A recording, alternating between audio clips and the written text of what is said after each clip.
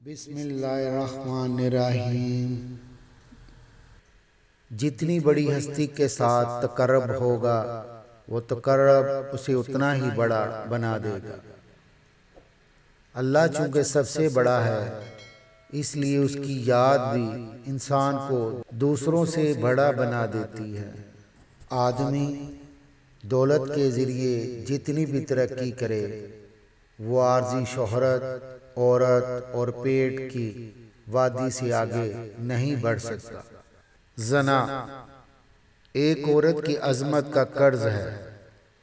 عظمت کے قرض کو زانی خود نہیں اتار سکتا بلکہ اس کی بیوی یا بیٹی اپنی عظمت کے ذریعے اس قرض کو ادا کرتی ہے، اس لیے کہ باپ کا قرض اس کی اولاد ہی ادا کرتی ہے۔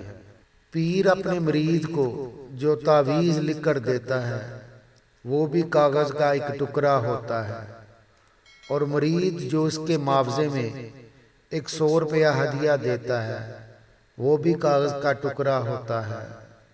مرید کا دیا ہوا ٹکڑا تو پیر کی فوری ضرورت پوری کر دیتا ہے، اور پیر کا دیا ہوا تعویذ کا ٹکڑا خدا جانے کا بسر کرے یا نہ کرے۔